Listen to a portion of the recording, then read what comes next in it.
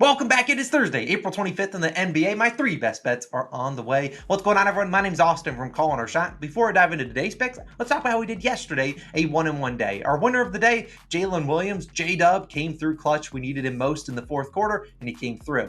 Drew Holiday, I just want to fight Drew right now. What the hell was that?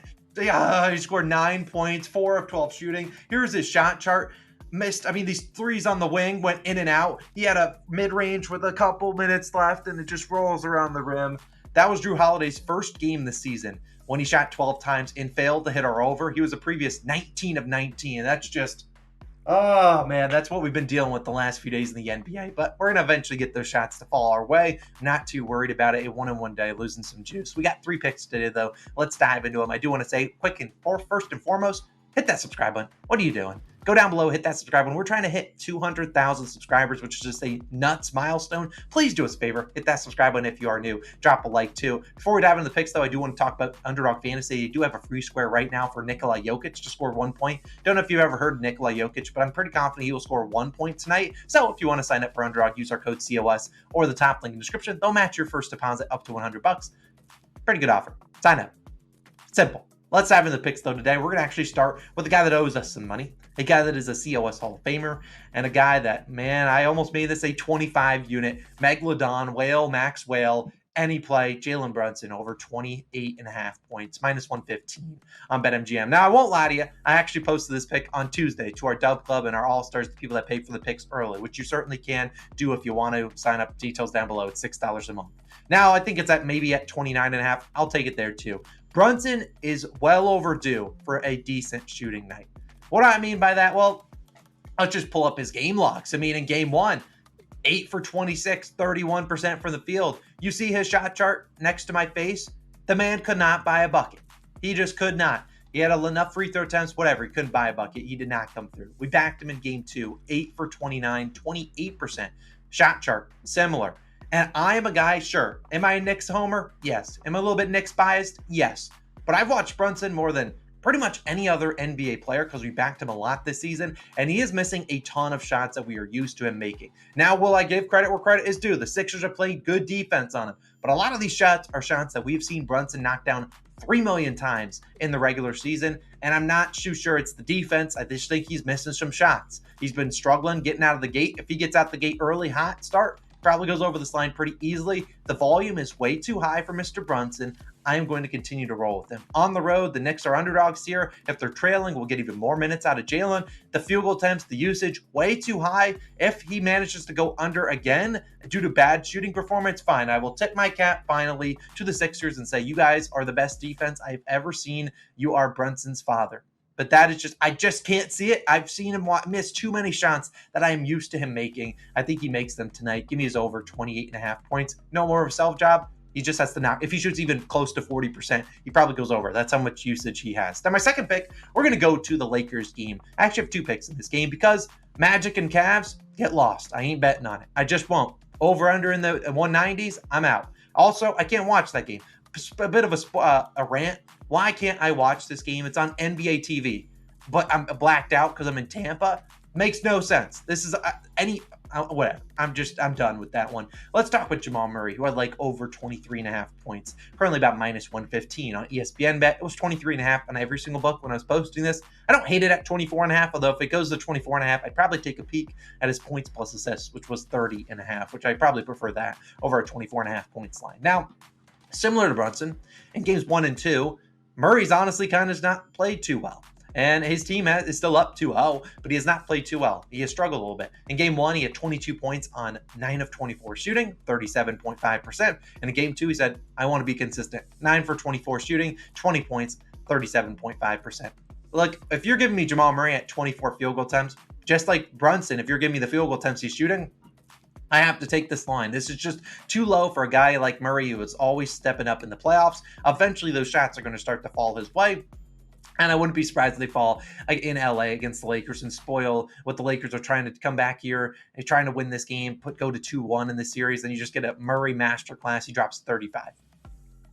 Seen it way too many times. But also, this is just a terrific matchup for Murray. Number one, the Lakers don't have a good defender for him. They're putting Austin Reaves out there, and I love Reaves, but that's just not a great spot for him. You got Dinwiddie and Gabe Vincent, who are literally traffic cones, I swear, going out there on defense too. So Murray is just in a great spot to go score, but also this is the Lakers team that struggles against how he scores. Murray scores 30% of his points as the pick and roll ball handler, 12% in transition, 12% dribble handoffs. The Lakers, 22nd, 27th, and 27th defensively against those actions. They struggle. They have Anthony Davis playing drop coverage, and if he's playing drop coverage, it's mostly because he's going to be defending Jokic, and he probably doesn't want to come off Nikola Jokic, because if he comes off, it's a quick little pocket pass to Jokic. It's going to be a 4-on-3 or something like that. Yeah, good luck. That's not where the Lakers want to be. They're going to live with Murray shooting the shots he's been shooting, and eventually they're going to start to fall, and I'm confident they start falling today. Last year in the playoffs, we saw Murray dominate this matchup. He scored 31, 37, 37, and 25 points versus the Lakers, going over in all four. Since 2023, Murray has attempted 18 or more shots in 15 playoff games, scoring 24 points in 12 of 15. That includes the 2 games this series he has gone under. And he hasn't just attempted 18, he's attempted 24. I just think there's way too much usage going around. If you look at the main places Murray scores, it's the top of the key, inside the key, obviously, kind of that mid-range area, and maybe a little bit in the paint, not the restricted area. Those are areas where the Lakers really struggle. And so I expect Murray to shoot better than 37.5%. And if he shoots 40%, he's probably over in both those 2 games. Didn't make a single 3 last game, 0 for 5 from 3. Anticipate him to make some 3s tonight. I really like him to get the job done. Over 23.5 points for Mr. Jamal Murray. Give me his over. My second pick of the day. Third pick of the day, we already backed Brunson, the revenge coin, get us our money back. We should have backed Herb Jones yesterday, who absolutely went off. So today we're backing another guy that owes us some money, and this will probably be sweat-free because that's how it is. Austin Reaves over 13.5 points, minus 113 on Caesars. I play it to minus 130. Don't hate the 14.5, but I probably think this line stays at 13.5. Probably look at his PRA line too. Now, obviously, Reaves, we just backed him in his last game in. He hurt us. He shot poorly from the field. Notice a trend? Well, what happened with Herb Jones? He shot poorly, shot 2 for 10. We didn't back him in the next game. Yeah, what did he do last night? 18 points, hit the over in the first half. Reaves could easily do that here today. In 2 games this series, Reaves has been, not great. 13 and 9 points, going under in both. He shot 9 and 11 field goal attempts. Last game, he tried to started off hot. Problem is he started 1 for 6. Last game, like I said, we did back him, but he shot under 40% and also saw only 3 field goal attempts in the second half. Reaves, if you watched the last game, missed a lot of shots that we are used to him making. I mean, Reaves is typically a pretty efficient scorer, and he missed a lot of wide open shots, wide open threes, just didn't make them. I mean, prior to these last 2 games, Reaves has scored 15 or 14 plus points, hit the over, and 7 straight for Denver. We talked about him last video. He had easily hit this over in all his games for Denver last year in the postseason. Now, obviously, D'Angelo Russell is playing more minutes these days than he did last year in the series against the Nuggets. But still, D'Lo's coming off a game he made 7 threes. Maybe the Nuggets try to defend him a little bit differently. And Reaves is just too talented to not get the job done. At home, I like backing a role player like this. He's hit this over in 74% of games when he shoots 10 or more times. Shot a lot better from 3 at home this season. And so I think at the end of the day, Reaves is going to get going early. He's going to make those shots that we're used to making. We're talking like mid-ranges from 15 feet out that I'm used to Reaves making in his sleep. He's been missing those. I think he gets going today. Also, like I said, it is a game 3. They're down 0-2. Going to play a lot of minutes. It's not like Gabe Vincent and Dinwiddie have really played well off the bench. I don't even know if either of them have scored in 2 games. So I wouldn't be surprised if Reaves sees an uptick in minutes, maybe gets back to that 37 and 38 minutes. And I think he starts knocking down some shots tonight. Obviously, Anthony Davis has been elite.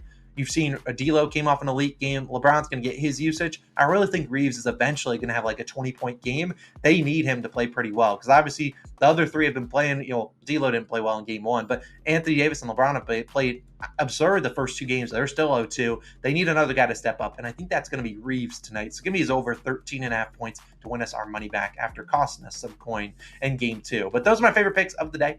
Austin Reaves over in points, Jamal Murray's over in points, and Jalen Brunson over in points. 3 guys that are all going to fill up the basket, fill up the bucket, and put in some points tonight. Those are my 3 favorite picks of the day. As always, let me know your favorite picks down below.